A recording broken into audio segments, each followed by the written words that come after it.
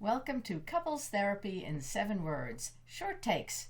Bruce, what are we talking about today? Well, today we're going to follow up on an earlier short take we did about betrayal and forgiveness, and we're going to talk about how do you forgive somebody? How do you get to that place of actually being able to forgive?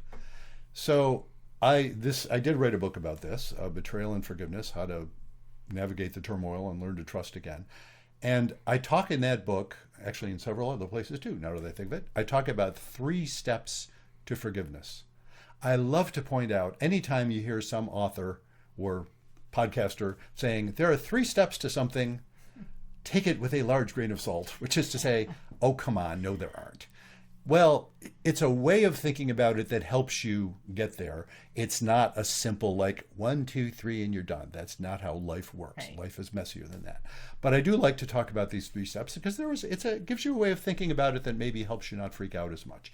So what are the 3 steps to forgiveness? Well, step 1, I think this is just well nigh universal. If something bad has happened to me, partly I'm going to blame myself, whether that's logically justifiable or not. That's the way human beings work. If something happens, I'm going to be thinking, even if someone else did something terrible to me, I'm going to be thinking, what did I do? yeah, what did I do? Or, Did I cause this? yeah, or why didn't I prevent it?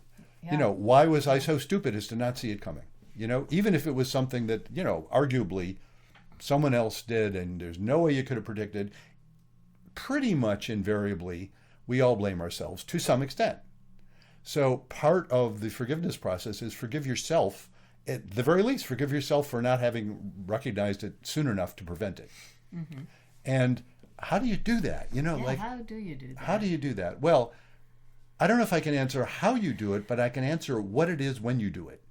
What it is when you do it is you get to this recognition that, wow, I could beat up on myself for having been stupid or whatever I would say, or I could recognize, you know what? I only knew what I knew when I knew it. I didn't know what I didn't know when I didn't know it. Welcome to reality. That's how you learn. That's how you learn, right? That's how you learn. Yes, I could castigate myself for not knowing something until I knew it, or I could say, well, good, I learned the lesson, hard lesson, but I learned it.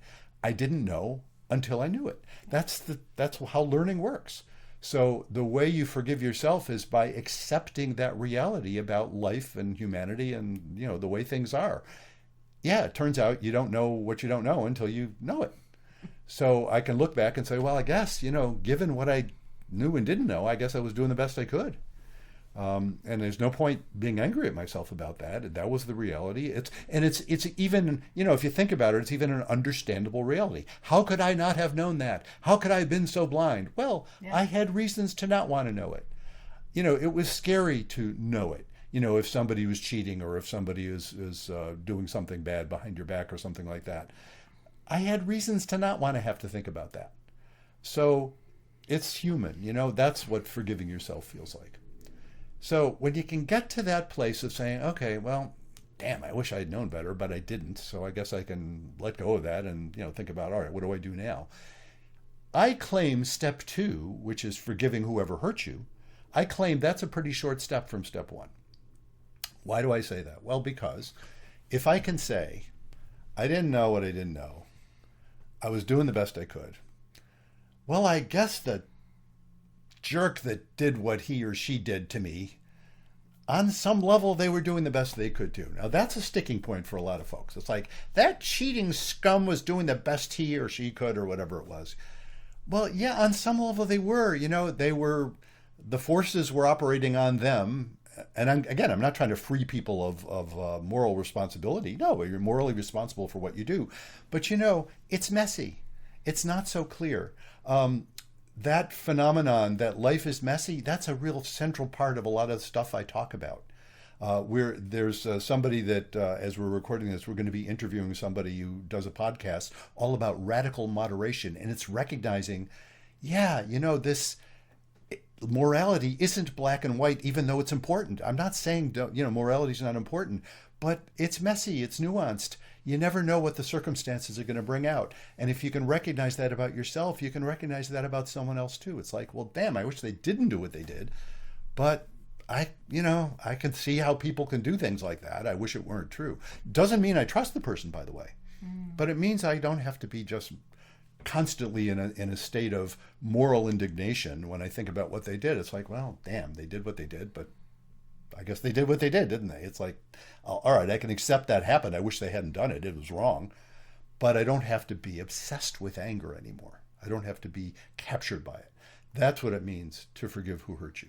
Now, I said there's 3 steps, right? Step 1, forgive yourself. Step 2, forgive whoever hurt you. Step 3, I have what some might consider the funny title of forgive. You know what it is. Forgive God. Yes, forgive God. What do I mean by forgive God? You don't even have to be religious in any conventional sense. You don't have to believe in God or whatever terms you want to use to understand this concept.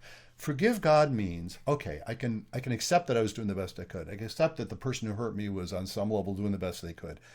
What kind of world do we live in that this happens? Come on, God, if we want to personify God here. Come on, God, can't you do better than that? You know what forgiving God means? It's to say, damn, no, you can't. It's like, I guess the world kind of has to be this way, doesn't it? I don't have the big picture. I don't have a God's eye view of the universe, but I'm recognizing this whole free will business. That's what a lot of the theologians will fall back on when they say, how can God let bad things happen to good people? Well, there's all this free will stuff, Mm-hmm. Yeah, that's kind of important, isn't it? It's like, I wish it weren't so, but on some level it kind of has to be that way.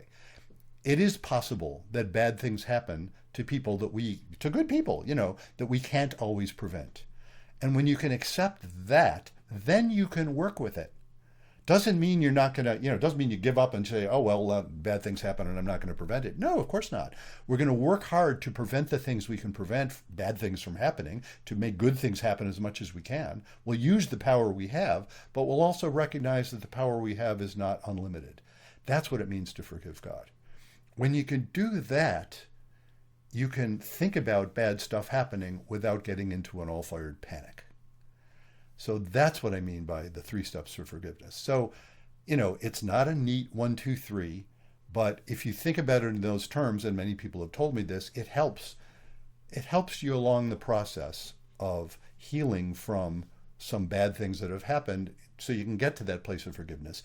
Then you can think about things like, all right, do I want to trust somebody or do I want to stay in a relationship? But the 3 steps to forgiveness are really an important part of getting there. And that's our short take on how you forgive.